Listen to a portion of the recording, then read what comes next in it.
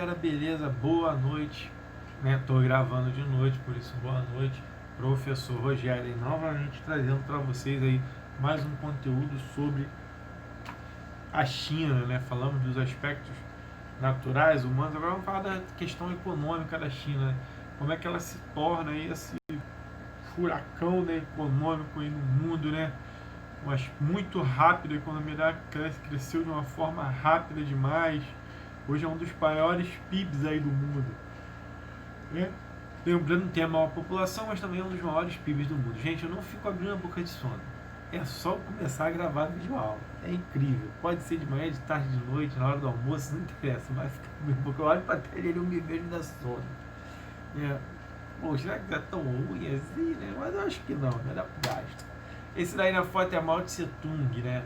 Mao Tse Tung, ele foi o líder aí da Revolução Chinesa e liderou a China aí com mão de ferro durante muitos anos.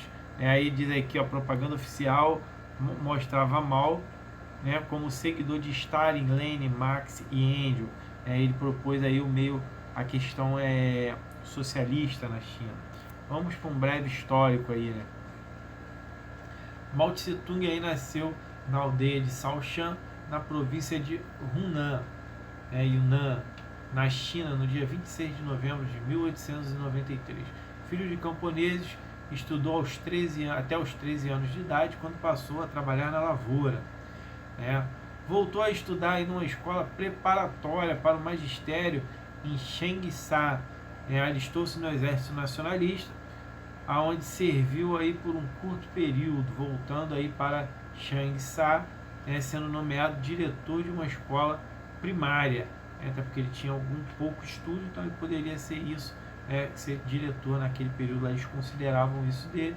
No quartel também ele aprendeu muita coisa. A China, ao longo do século XIX, foi explorada pelas potências imperialistas. Vivia um caos político e econômico. Em 1912 foi proclamada a República da China, que quase nada pôde fazer diante das potências que ocupavam o país, ou seja, as potências inglesas, francesas, as potências europeias em geral, ocuparam o país e exploravam ele drasticamente, retiravam toda a matéria-prima, tudo que eles podiam dali, era como se fosse uma colônia mesmo, né? Em 1919, os estudantes aí organizaram o chamado 4 de Maio, movimento que levou 3 mil estudantes às ruas de Pequim, manifestando-se aí contra a aceitação por parte do governo das exigências feitas aí pelo Japão sobre a China, e concedidas aí no Tratado de Versalhes. Os estudantes foram apoiados por diversos setores que promoveram greves e manifestações. Em 1921 era fundado aí, com a participação de Mao Tse Tung, o Partido Comunista Chinês, o PCC. Não é o mesmo, não, o PCC aqui do Brasil, o primeiro partido da capital, não, gente, por favor. Que se aliou-se ao Partido Nacionalista, Kuomintang. Ok? Aqui, ó, tirei a carinha da frente para não atrapalhar. Que era liderado aí por Sun Yat-sen. Em 1925, com a morte de Sun, assumiu o comando Chiang Kai-shek, que rompeu com os comunistas e empreendeu uma violenta repressão aí contra o partido, chinês aí. Então, vamos que vamos. Eles tiveram uma grande briga aí, né? Não foi uma coisa, tão pacífica para chegar no que a China é hoje. Precisou de muita estrutura, de muita luta, né?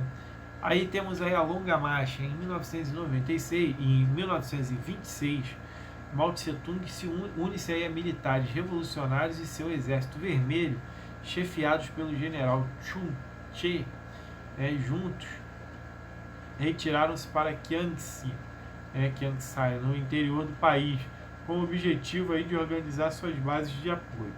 Em 1931, ao lado de Sun Yat e Zhou Enlai, Mao Tse Tung aí proclama a República Socialista da China, em 1931. Ele proclama a República Socialista da China. No entanto, em 1934, os nacionalistas organizaram uma grande campanha militar para esmagar os comunistas.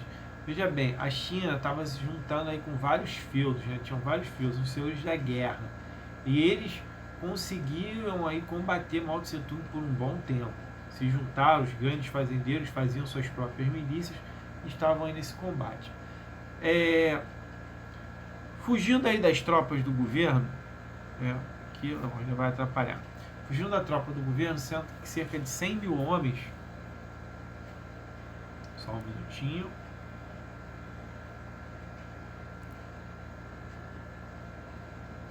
Voltamos aqui. Desculpa, gente. Pequeno erro. Fugindo aí das tropas do governo, cerca de 100 mil homens aí do Exército Popular de Libertação, liderado por Mao, percorre aí 10 mil quilômetros a pé, a longa marcha, ficou conhecido, que contornou uma série de obstáculos, defendendo-se dos ataques de Xiang. Em 1935, 30 mil sobreviventes chegaram a Shanxi. Mao Tse Tung foi transformado no líder dos vermelhos, do exército vermelho chinês. Diante do insistente avanço japonês, Mao Tse Tung propôs a organização de uma nova frente única nacionalista. De uma frente única, nacionalistas e PCC, o que levou a um acordo concluído em 1937, que deu ao PCC o controle de parte do exército chinês. Porém, depois da Segunda Guerra Mundial, a guerra civil foi retomada, com a vitória progressiva dos comunistas. No dia 1º de outubro de 1949, foi proclamada a República Popular da China. Ok? E Mao Tse Tung, aí, como na foto, passa a ser aí o seu líder, líder absoluto, de ditador, que comandou a China com mão de ferro durante muitos anos. Vamos ver aqui Mao Tse Tung na foto, como eu falei aqui, tirar o rosto da frente, aí, para ver ele aí, líder e ditador da China durante um bom tempo, a Revolução Chinesa. Então, um breve resumo: século XIX, tivemos a China imperial, que sofre invasões imperialistas do Ocidente, sobretudo da Europa e depois Japão, a chamada Guerra do Ópio, que foi uma guerra contra os invasores ingleses, tentando expulsá-lo, uma tentativa para expulsá-los do país. A consequência, perda de deu ruim, perda de Hong Kong e abertura dos portos às nações ocidentais, ou seja, a China perdeu Hong Kong para a Inglaterra e também foi obrigada a abrir os portos aí às nações. Inclusive, Hong Kong foi devolvido, a gente vem falando na aula, Hong Kong foi devolvido há pouco tempo, há alguns anos, aí, na década de 90, basicamente, aí para a China, final da década de 90. No século XX, inicia-se aí uma reação da população contra os imperadores, acusando-os de terem culpa no imperialismo em que a China sofreu e que obterem vantagem com a opressão de outras nações. Em 1912, a República. Os chineses conseguem derrubar o último imperador e proclamam aí a República. Sun Yat-sen assume o governo e funda o partido Kuomintang, Kuomintang nacionalista, que será rival do PCC, Partido Comunista Chinês, inaugurado em 1921 sob a influência da União das Repúblicas Socialistas Soviéticas. Vamos tirar a cara da frente. A China passa por uma grave guerra civil, pois alguns senhores feudais criaram seu próprio sistema de governo. E com isso, Kuomintang teria dificuldade para vencer esses senhores. Ficaram conhecidos como senhores da guerra. E nisso aí não conseguiram reunificar o país imediatamente, tiveram um grande trabalho. Os fazendeiros criaram milícias armadas e leais que lutavam aí contra o governo chinês em prol aí do nome do seu senhor. O Kuomintang derrota os senhores da guerra com a ajuda do PCC e reunifica a China. Porém, após isso coloca aí o PCC na ilegalidade, ou seja, o Kuomintang coloca o PCC como inimigo novamente. Aqui temos a China, a grande marcha, vou botar a cara para cá, não atrapalhou muito ali não. Em 1934, Chiang Kai-shek, líder do Kuomintang, acredita que vai acabar com os comunistas e declara uma intensa perseguição. Porém, os comunistas usam essa fuga, né? Deixa eu ver se dá para diminuir aqui.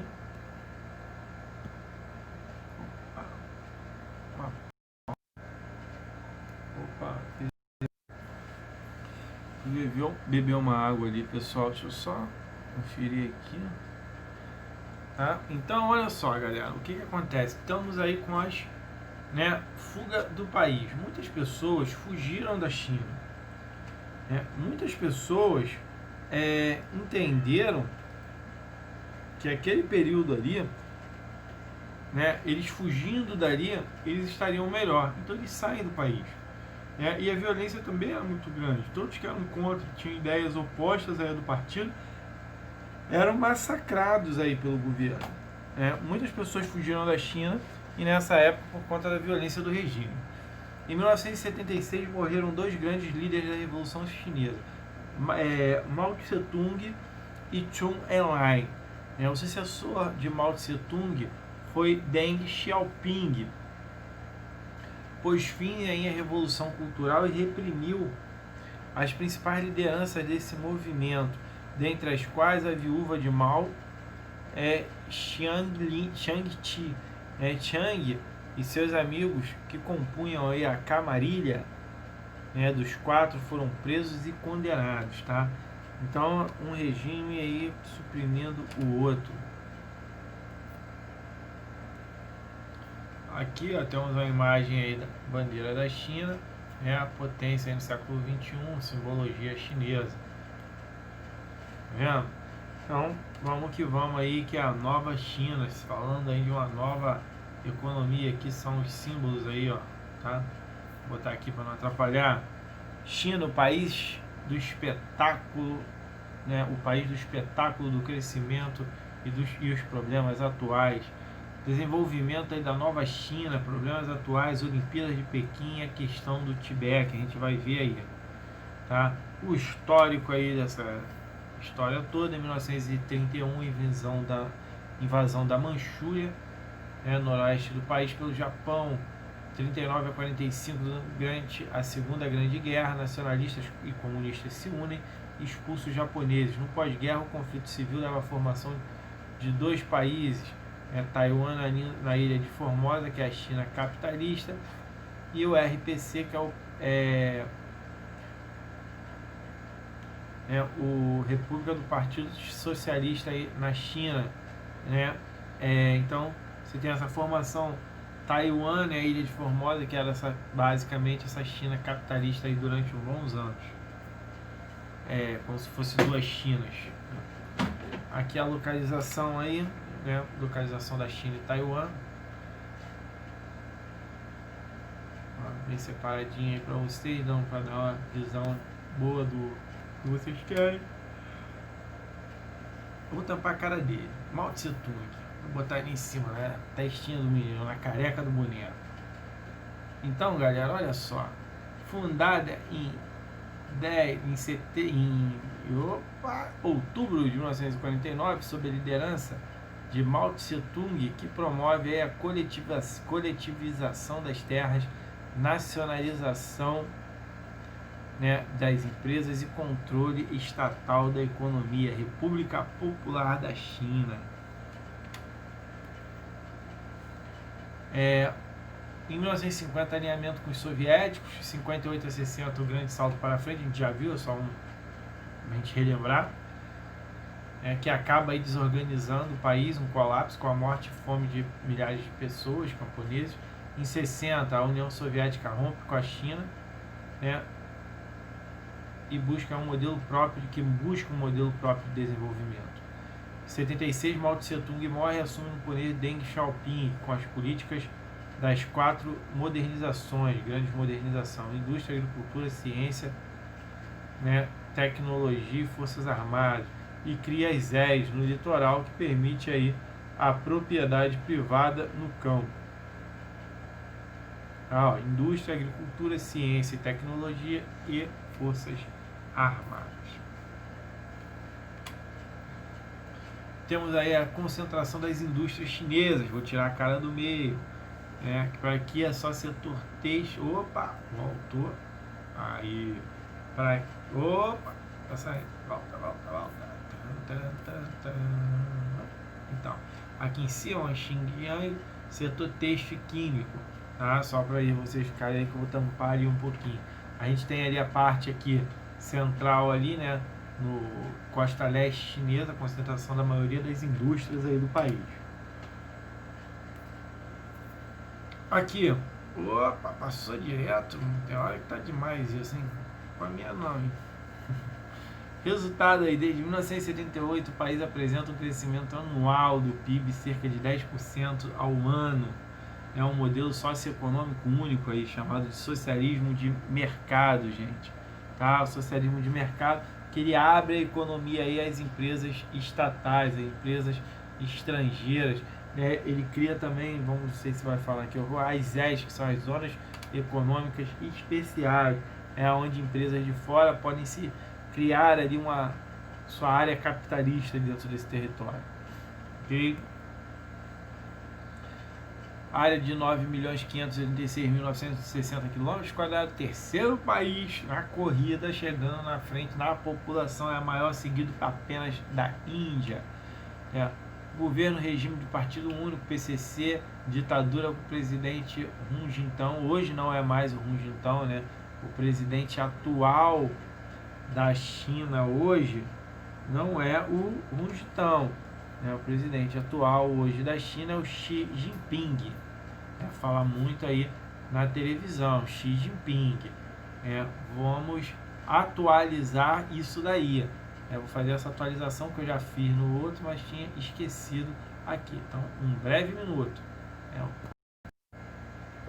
Então, gente, consertado aí, governo partido único PCC, ditadura com o presidente atual Xi Jinping, população aí de 1,345 bilhões, mais ou menos 776 milhões de trabalhadores, maior do mundo, população ativa aí, economicamente ativa deles. O PIB de 5,88 trilhões, aí até mais, chegando aí a 7 trilhões atualmente, tá? O PIB atual desde onde pode ser em torno de 7 trilhões. Ok, vamos passar, que tudo anda, temos que prosseguir aqui na aula. Dados da China aí,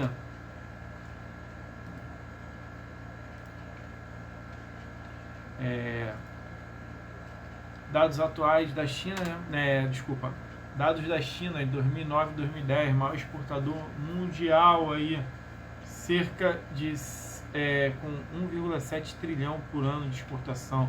Em 97 era apenas a 16ª. Hoje é o maior exportador, cresceu muito. Maior consumidor mundial de energia, gente.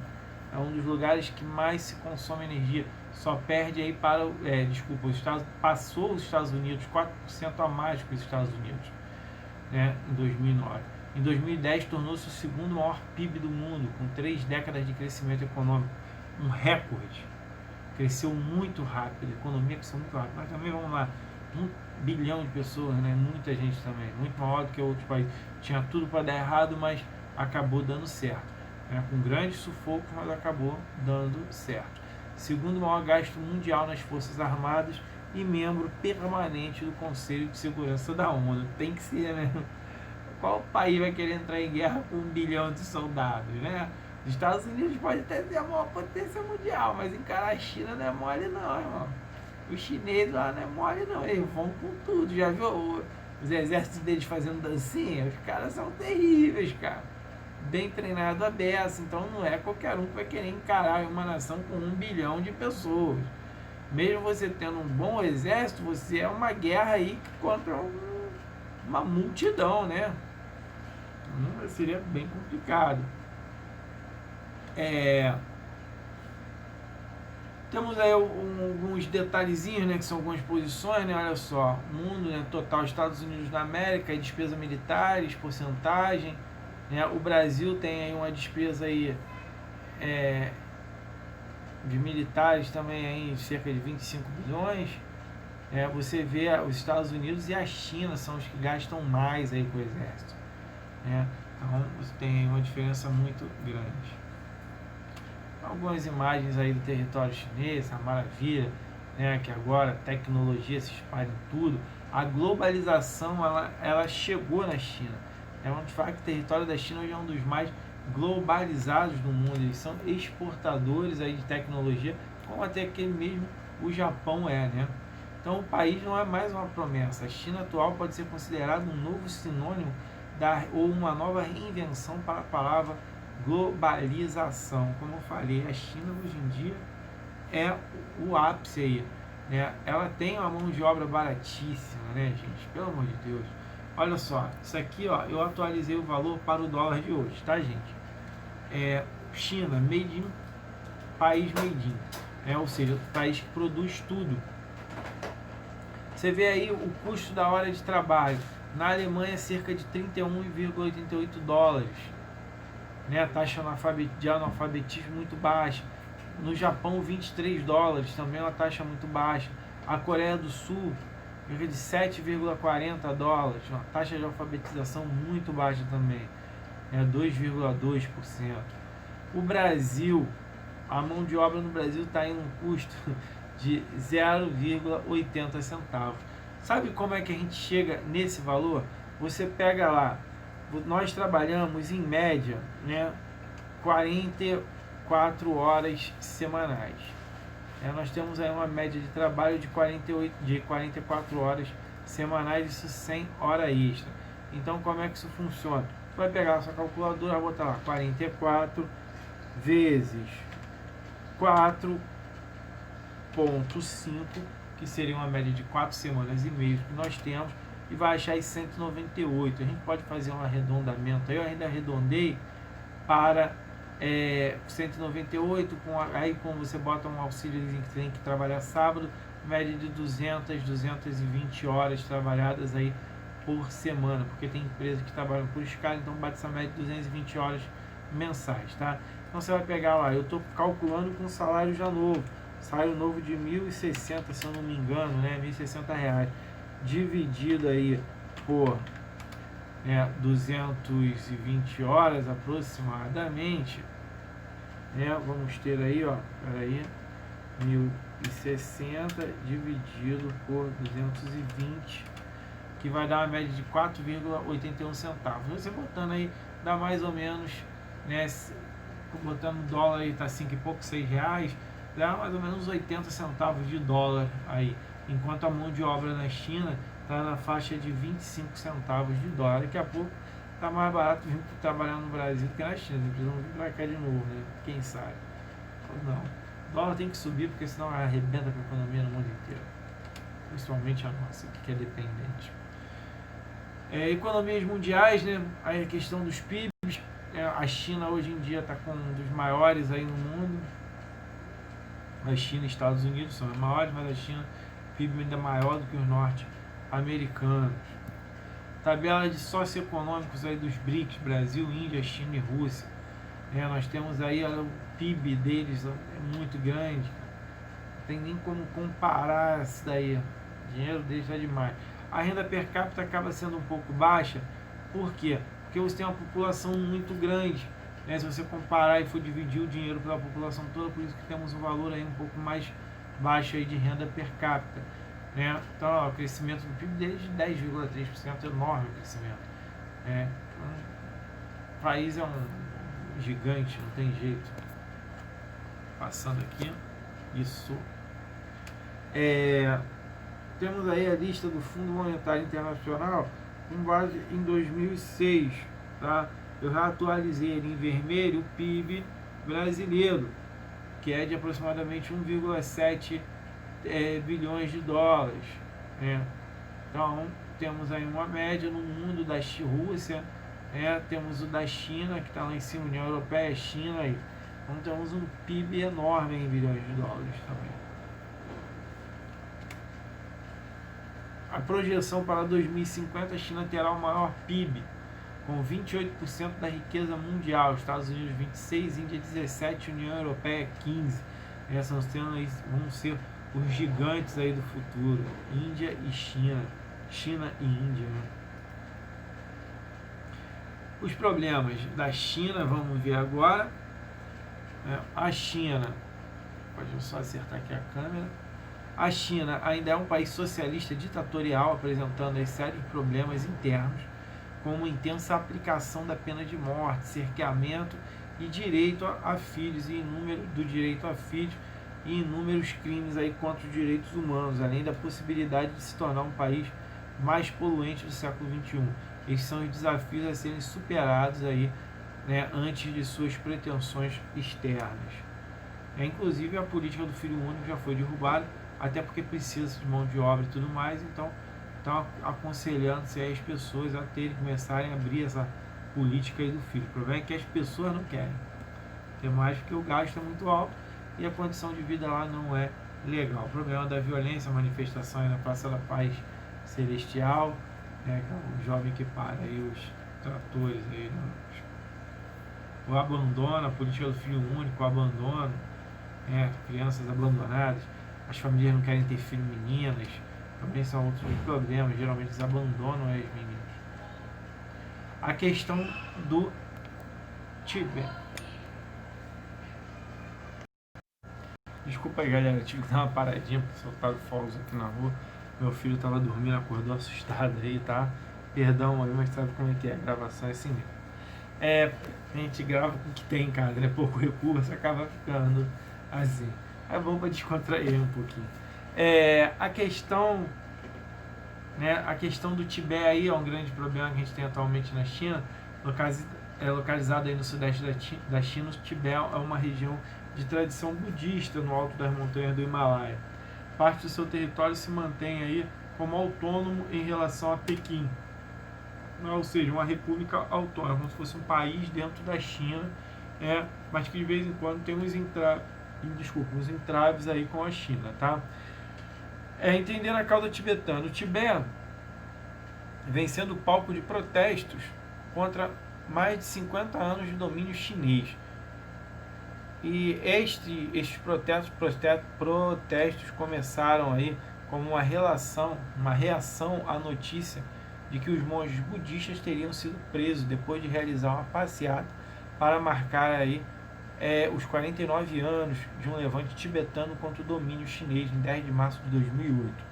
Segundo a China, o Tibete faz parte do seu território desde meados do século XIII e deverá ficar sob o comando de Pequim. Segundo os tibetanos, a região do Himalaia ficou independente durante os séculos e que o domínio chinês nem sempre foi constante. Então é uma briga de lados, né? Cada lado justifica o seu poder ali, a sua invasão, no caso do domínio chinês é justificado, e o tibetano também diz que justifica o lado deles, a autonomia deles. Entre 1911 e 1950, o Tibete manteve o estado de país independente, até que Mao Tse-tung comandou a Revolução Chinesa em 1949, anexando o Tibete no ano seguinte. Em 1959, uma rebelião liderada por monges budistas foi massacrada por tropas chinesas.